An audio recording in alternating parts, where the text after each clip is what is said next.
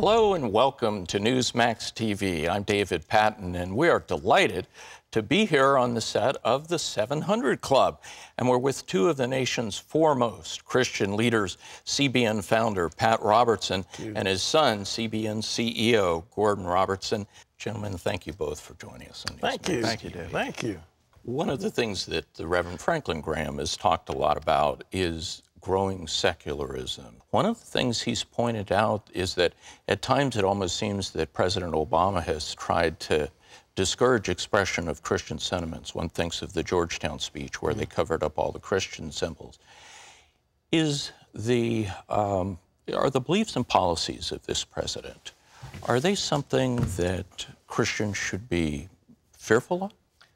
Well, I read a very interesting op-ed by Michael Medved the other day who said, look, if you're going to beat him in the next election, don't try to beat some mythical, apostate. Just beat him for his policies. So I think to bring suspicions like, he's undermining Christianity and so forth, I think would be a mistake.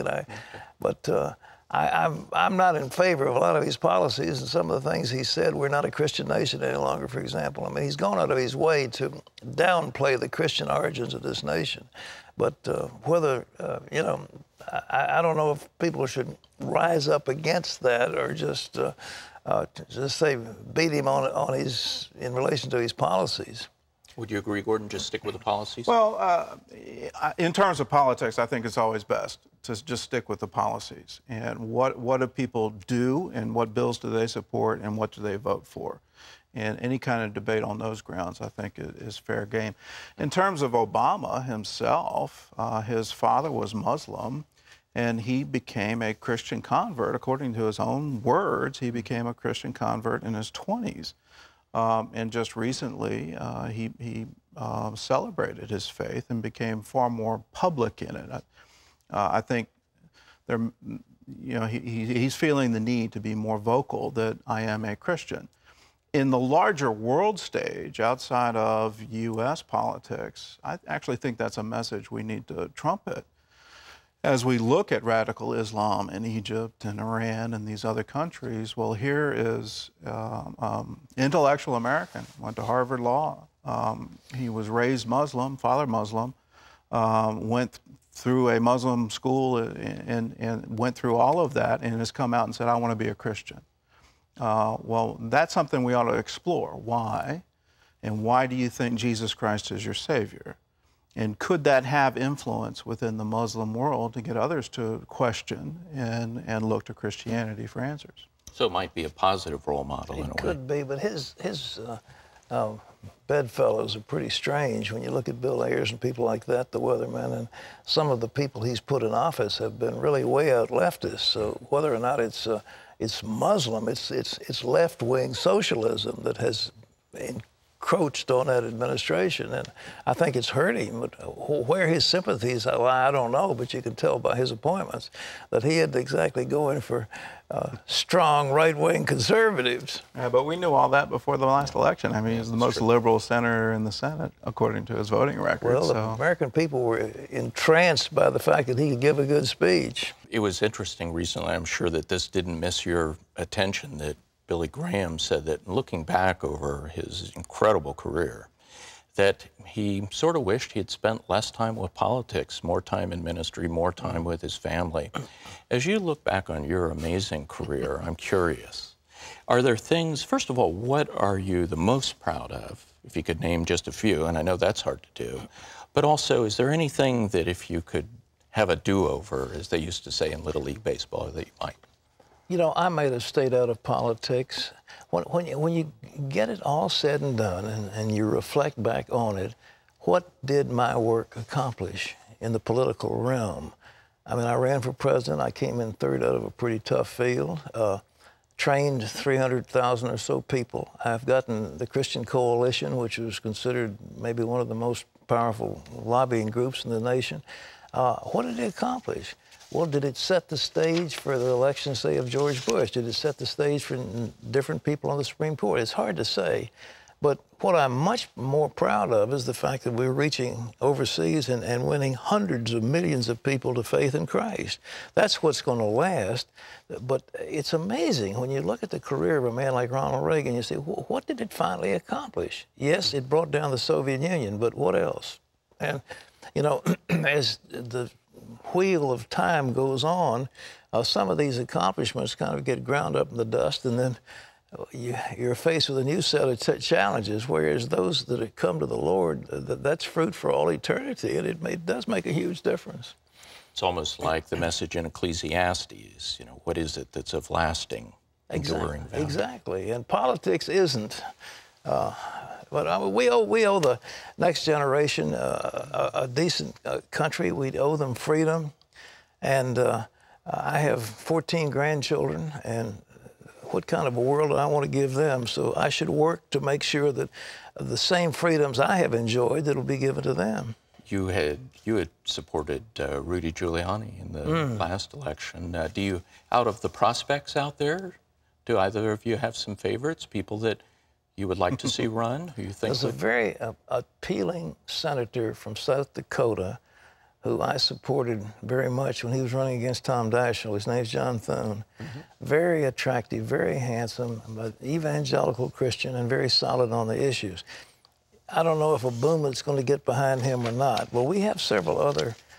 Mitch Daniels, for example, is a strong fiscal conservative, even governor of Minnesota. Pawlenty in Minnesota is, Mitch Daniels, Indiana, Pawlenty, Minnesota. There's some good people out there that would be worthy of the support of Christians. One of them out there is Mitt Romney, a Mormon. Some analysts question, can a Mormon be elected president? What do you think, Gordon? Should that be an issue for Christians as far as that, that matter of religion? I think it's always an issue for Christians, what the belief of their elected representatives, and I think it should be part of the debate. Does it disqualify him? No. I mean, there's no religious test for elective office, and that's part of our Constitution, and I'm very proud of that part of our Constitution. But certainly what he believes, he's going to have plenty of opportunity to express that. And it's always been a part of the political discourse to talk about the religious beliefs, particularly of the president. And it's also significant when you look at American history. America's never elected a non-Christian president. There's certainly been a lot of debate about Obama's faith, but recently he's come out and trying to dispel that. And he certainly announced, I was a Christian before the election. So you look at our history, and we've always elected Christians. Mitt Romney is an absolute brilliant financial man. He worked with Bain. He founded Bain, actually. And he's a very successful multimillionaire. I think he would do a brilliant job of taking care of the federal budget. Unfortunately, in Massachusetts, they passed a health care bill that's not unlike what we hate here in the United States, and that's going to come back to haunt him. And that'll probably haunt him more than the Mormonism. Than his religious But beliefs. I like Mitt a lot. He's got a lovely wife. They're just a charming couple.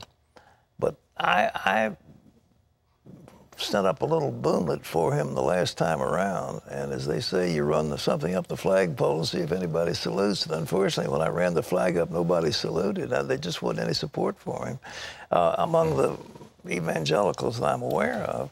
But I gave it a shot to try to help him because he is a wonderful human being. But I think underneath it all, there's this antipathy to the Mormon faith among evangelicals. I sort of wondered for people who are struggling right now, you've seen a lot of ups and downs in 50 years. You've seen cycles come and go. And I wondered if each of you might have a word of advice for everyday Americans who get up every day. They're trying to earn a living. It's getting tougher and tougher to get a job. If you have a job, you have to fight to keep the job. Do you have some words of encouragement about persevering? How do you do that through these tough times? God never fails. God is above the business cycle. He has plenty of resources. The gold is mine, the silver is mine, he says. It's all his, and he can take care of people. He knows people's names, he knows where they live, he knows their struggles, and he's able to take care of them. And I think what we need to do is to trust him and to believe him in tough times. He'll take us through. He's certainly done it for us. I was just reading again in Revelation. Dad was reading Revelation yesterday. The letters to the churches, all written at the time of the Domitian persecution. So you look at that and just how horrible it was, where you were literally killed because you expressed faith in Jesus Christ. And again and again and again, Jesus tells the churches, the 7 churches of Asia Minor, to him who overcomes, I will give the crown. It's through perseverance. It's when the tough times come that you really understand, do I believe or do I not? And the more you can lean into Jesus during tough times, the better off you're going to be, and I guess the easier it will be to get through it. When you look to him, the author and finisher of your faith, and you understand what he went through, well, then you can go through it too. What we also need to encourage is Christians to stand together in a sense of community. You know, the early church, they looked after each other. They shared what they had with one another. And I think we can't be little islands of prosperity unto ourselves. We need to be able to help the poor and the needy, those who are suffering, those who are out of work. And I think the Christian church as such could make an enormous difference if each Christian took it upon himself or herself to do a little bit to help the poor, the needy, the suffering, the orphans, the widows, the dispossessed. I think we could go through whatever economic phase we're in. After all, as Gordon's pointing out, the churches, that was the breakup of the Roman Empire. The Roman Empire was falling apart, and it was battered by successive waves of barbarians over several centuries. And inflation, and economic uncertainty, and devaluation of the currency. All that. It was all going on. Tremendous famines, tremendous natural disasters, all occurring in those centuries. But they survived, and will survive. And prevailed. Amen. Well, thank you both so very much for joining us on Newsmax TV. Well, thank you for being here. We wish you, from all the folks at Newsmax, we wish you another half century of remarkable success. Well, this is going to be his century. I'm going out. No, you're not going anywhere. Well, we thank everybody for watching Newsmax TV. Thank you.